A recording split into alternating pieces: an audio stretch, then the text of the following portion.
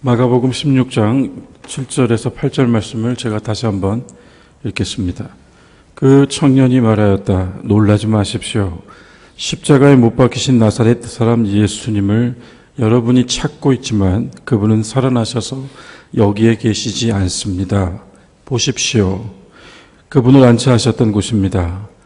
여러분은 가서 그분의 제자들과 베드로에게 그분께서 말씀하신 대로 여러분보다 먼저 갈릴리로 가실 것이니 거기서 여러분이 그분을 뵙게 될 것입니다. 라고 말하십시오. 마가복음의 기록에 따르면 주님께서 부활하신 후에 천사가 무덤을 찾은 세 여인에게 가서 주님의 제자들과 베드로에게 부활의 소식을 일러주라고 전합니다. 마가복음은 베드로가 순교하기 얼마 전에 입으로 구술한 것을 마가가 기록한 것입니다. 눈여겨볼 것은 우리가 이 말씀에서 저와 여러분이 함께 이 촛불 앞에서 복음으로 드려야 될 것은 딱 하나입니다. 베드로에게 라고 하는 말입니다. 복음입니다. 이 말씀을 전해드린 베드로는 어쩌면 뜨거운 눈물을 흘렸을지도 모릅니다. 모두가 주를 버려도 나는 끝까지 버리지 않겠습니다라고 호언하였던 베드로가 결국 대제사장의 집 뜰에서 불을 쬐며 그 추위를 피하고자 불을 쬐며 그 속에 숨어 있다가 그를 알아본 그 집 하녀에 의해 씻을 수 없는 죄를 짓고 말하지 않습니까? 왜 주님은 제자들과 요한에게 또는 제자들과 도마에게 그렇게 하시지 않으시고 제자들과 베드로에게 가서 전하라. 천사는 왜 특별히 가장 좋은 제자나 주님 사랑하셨다고 하는 제자나 또한 가장 필요한 제자들을 언급하지 않고 베드로를 언급하셨을까? 죽기 전에 주님께서 사흘 만에 부활하실 것을 3번 말씀하실 때 베드로는 사단이라고 하는 소리까지 들으며 혼쭐이 났던 그런 사람입니다.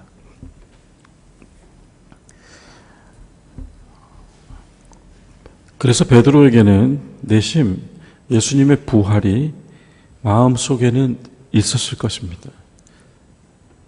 하지만 그가 지식으로는 예수님께서 고난당하시고 죽임당하시고 부활하실 것을 알고 있었지만 3번 부인한 뒤에 이제는 그분의 이름조차 들을 수 없을 만큼 심한 자책과 죄인된 마음에 넘어져 있었을 것이란 말입니다. 그것을 아는 것이 중요한 것이 아니라 그 알므로 나아갈 수 있는 힘이 없었어요. 많은 사람들이 종말론적인 신앙 위에서 재림을 믿는다고 하지만 정말 하나님 나라가 하늘이 열리고 주님이 다시 오시는 것을 보고 싶어 하는 사람들이 있을까요? 여러분 보고 싶으십니까? 나는 넘어졌다. 나는 실패했다. 나는 이제 예수라는 이름조차 들을 자격이 없다. 베드로의 마음이었을 것입니다. 3번이나 주님을 부인했기 때문에 그것도 권위 있는 대제사장이나 로마의 백부장 앞에서가 아니라 천대받는 일개 하녀에게 넘어졌어요. 한 번 부인했고 2번째는 맹세하고 부인했고 3번째는 저주하며 부인했습니다. 요한복음 6장을 보면 주님께서 자신이 바로 생명의 떡이라고 나를 먹지 않고는 아버지께로 올 수 없다고 말씀하실 때 나를 먹으라고 하는 말을 듣고 거기 모여있던 거의 모든 무리들이 이 사람 무슨 말을 하는 것이냐, 이 사람 하는 말이 어려워 알아들을 수가 없다고 다 떠나버린단 말이죠. 그때 주님께서 제자들을 보시면서 너희도 가려느냐 라고 할 때 또 앞장섰던 게 베드로예요. 주여 영생의 말씀이 여기 계신데 어디로 가오리까? 영생의 말씀. 천사가 제자들과 베드로에게 가서 부활의 소식을 전하시오 라고 말한 것은, 그 이름을 별도로 언급한 것은 부활 예수의 사역, 바로 그 사역이 저를 향한 것이라는 것을 보여주기 위해서요. 이게 복음이라는 것입니다. 나를 아직도 필요로 하신단 말인가? 나는 주님을 부인했는데 아직도 헤아려 주신단 말인가? 나는 넘어졌는데 주님은 넘어지지 않으셨어요. 나는 예수를 부인했지만 예수는 나를 부인한 적이 없으세요.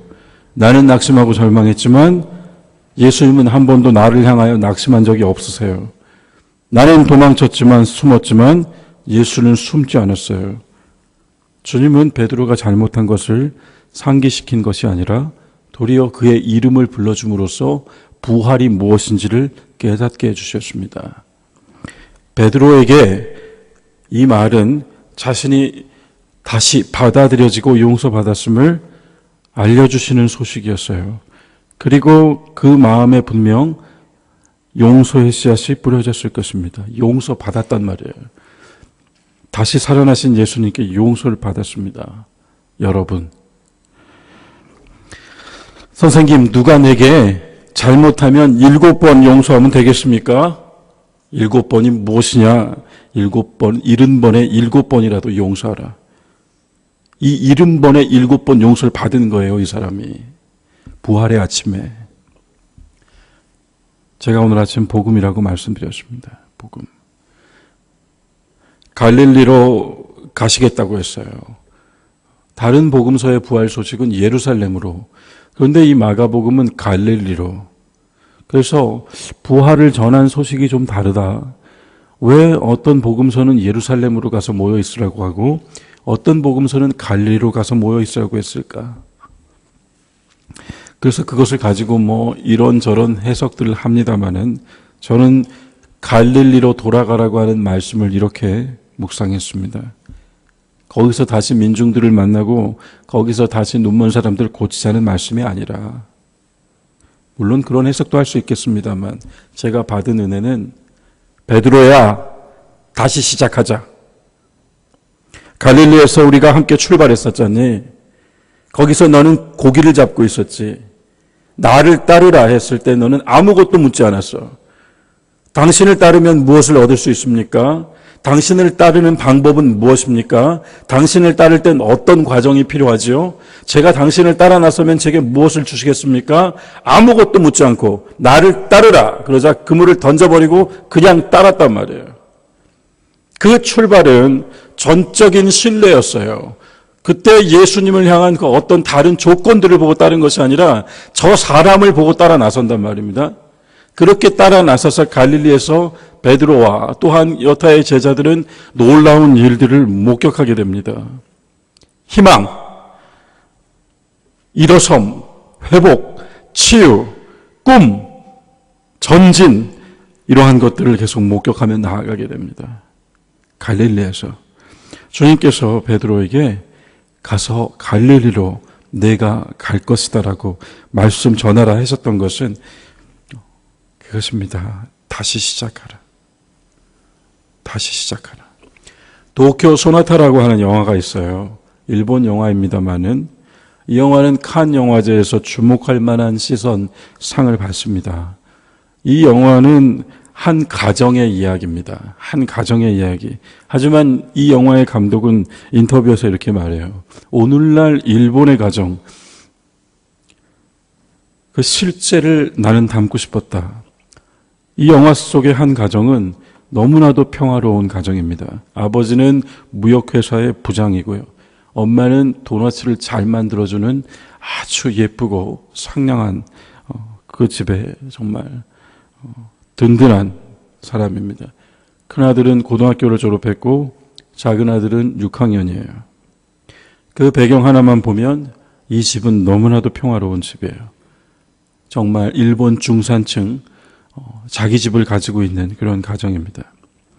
영화의 예고편에선 6학년짜리 둘째 아들의 내러티브로 시작을 하는데 이렇게 말해요. 우리는 4식구입니다. 그런데 우리 4식구는 함께 살지만 모두 거짓말을 합니다. 이렇게 시작해요.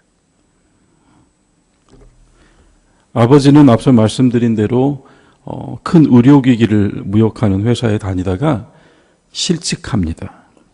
근데 이걸 숨기고 매일 넥타이를 메고 출근을 해요. 출근을 해서 공원 무료급식소에서 점심때까지 앉아있다가 점심을 해결합니다. 그리고 오후에는 직업소개서로 갑니다.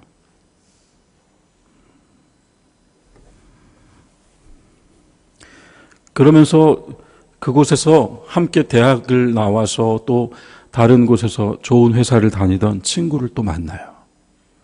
둘이 같이 무료급식소 점심을 기다리며 이런 말하죠. 나는 지금 서서히 침몰하고 있는 것 같아. 그런데 나는 보트가 없어. 엄마는 가정주부의 삶으로 충분히 행복하다고 말합니다. 그 입으로. 그러나 모두가 떠난 후에 혼자 거실에 누워서 소파에 누워서 아무도 나를 관심해 주지 않아. 외로움에 치를 떨어요.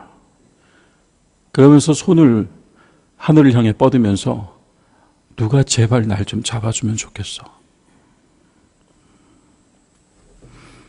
그 아들은 고등학교를 졸업하고 뭔가 할 듯한 기세로 다니고 있지만 사실은 찌라시를 돌리는 아르바이트를 하고 다닙니다. 미래가 보이지 않는다고 그 찌라시를 강물에 내 던지면서 일본 군대도 아닌 미국 군대에 입대를 하기로 결정을 해요. 둘째 아들이 이 영화의 실질적 주인공이거든요. 지나가다가 어느 집 앞에 쓰레기들이 버려져 있는데 그 장난감 같은 그 키보드 조그만 거 있지 않습니까? 그거 하나가 버려져 있는 걸 발견합니다. 그래서 그걸 들고 집으로 와요. 소리는 나지 않죠. 근데 왠지 모를 호기심으로 그 건반을 손으로 누르기 시작합니다. 그러면서 늘 알 수 없는 피아노에 대한 동경을 가지고 살아요. 그러다 어느 날 지나가는데 어느 집에서 피아노 연주하는 소리가 들리고 그 집이 피아노 교습소라는 걸 알게 됩니다. 둘째 아들도 거짓말을 하게 되는데 엄마에게 급식비를 받아서 몰래 그 피아노 교습소에 찾아가 그 돈을 모두 내주며 저한테 피아노를 가르쳐 주세요 하죠. 자, 이 영화는 이 영화 속에서 이들 각자가 겪는 갈등, 그러면서 이 사람들이 결국은 다 뿔뿔이 각자의 길을 가버리게 됩니다. 마지막에 음악중학교에 입학하는 둘째 아들이 연주하는 그 연주를 들으며 앉아 있어요.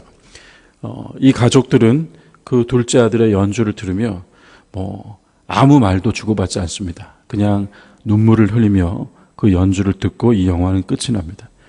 영화의 클라이막스는 가까스로 처음에는 사무직을 찾아요. 직업 소개서 가서. 내가 그래도 무역회사 부장입니다. 그런데 나한테 이런 일을, 저는 이런 일 못합니다. 하다가 결국은 백화점 청소를 맡게 됩니다. 그래서 백화점 청소를 하려고 걸레를 들고 들어갔다 화장실에서 돈을 발견해요. 큰 돈을. 그런데 이 아버지가 한 번도 남을 속이거나 남에게 해를 끼치며 살지 않았다는 그리고 그 집의 가장으로서 자신은 권위의 상징이라고 생각했던 이 아버지가 그 돈무더기를 들고 도망을 쳐나갑니다. 그러다가 하필 백화점 홀에서 아내와 마주치죠.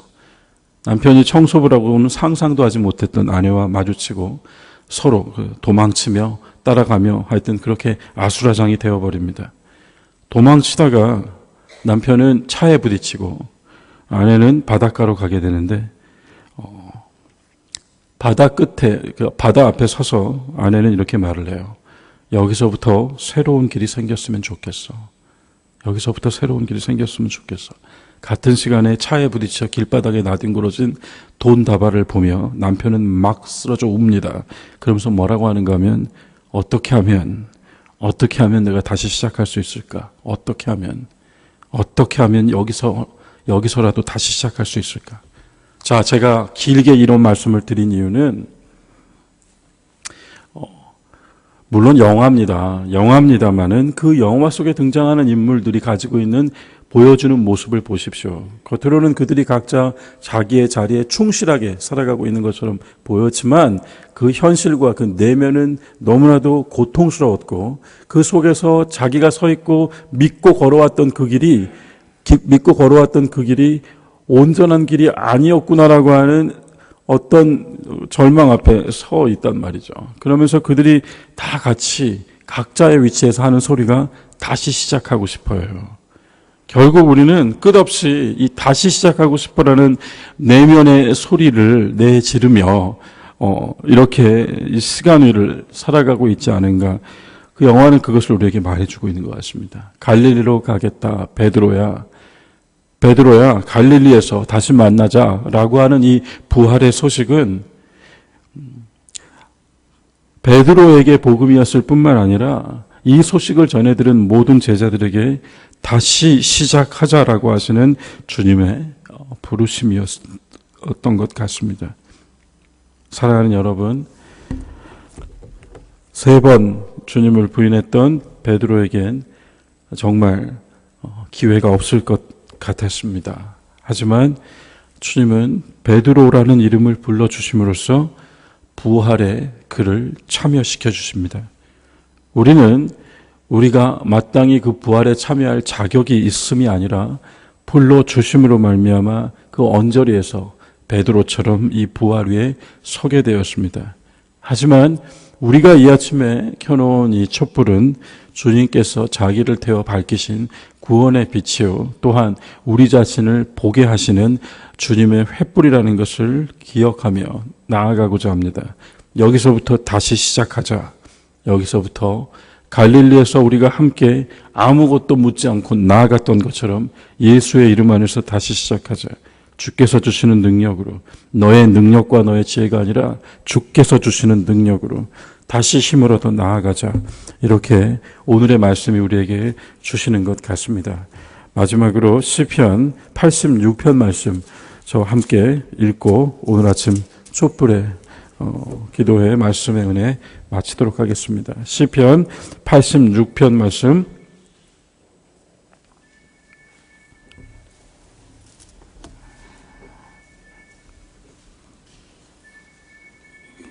1절부터 5절까지 말씀, 1절부터 5절까지 말씀을 한 목소리로 읽겠습니다. 시편 86편입니다.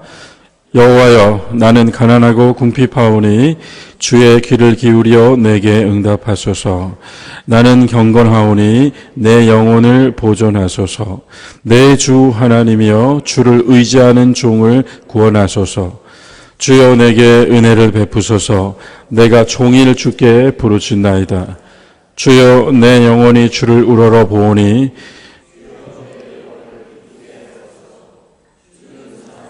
사죄하기를 즐거워하시며 주께 부르짖는 자에게 인자함이 후하심이나이다. 아멘. 다윗의 기도입니다. 86편은 지금 읽으신 1절부터 5절 말씀이 중요하고요. 그리고 11절부터 13절로 가보겠습니다. 11절부터 13절 말씀 함께 읽겠습니다. 여호와여, 주의 도를 내게 가르치소서. 내가 주의 진리에 행하오리니 일심으로 주의 이름을 경외하게 하소서. 주 나의 하나님이여, 내가 전심으로 주를 찬송하고 영원토록 주의 이름에 영광을 돌리오리니 이는 내게 향하신 주의 인자하심이 크사 내 영혼을 깊은 수월에서 건지셨음이니이다. 아멘. 저와 여러분의 영혼이 수월에서 건짐을 받았습니다. 오늘 아침 주님이 부활하셨을 뿐만 아니라 주님과 함께 못 박혔던 모든 성도들이 부활한 아침입니다. 수월에서 건짐받은 여러분, 우리는 이제 15절, 16절 말씀을 부활 아침에 함께 나누는 말씀으로 읽겠습니다. 15절, 16절 말씀입니다.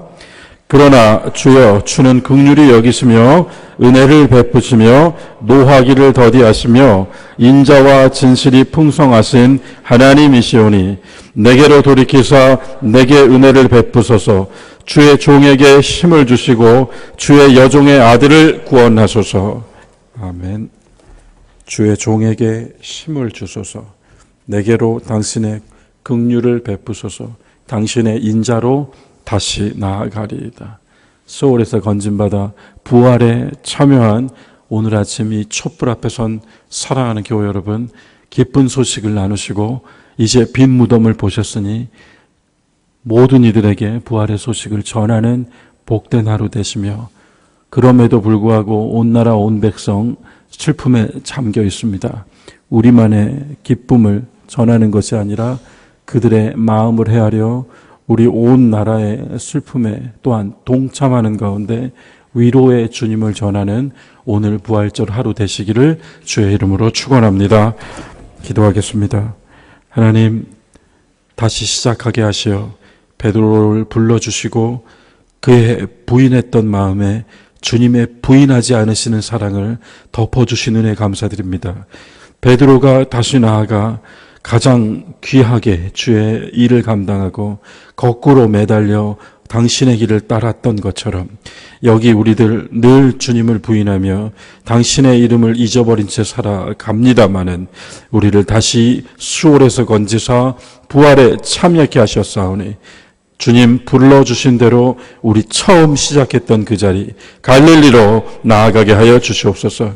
주여, 그곳에서 당신의 살아있는 부활하신 주님의 역사에 동참케 하시고 교회를 새롭게 하며 세상을 변화시키고 만민을 구원하시는 하나님의 섭리와 경륜에 참여하는 우리들이 되게 하여 주시옵소서. 주님, 우리의 삶과 또한 신앙이 다시 시작해야 함을 우리가 고백할 때 주께서 먼저 아셨음을 믿사오니 우리의 새로운 걸음을 축복하시고 힘을 더하여 주시옵소서.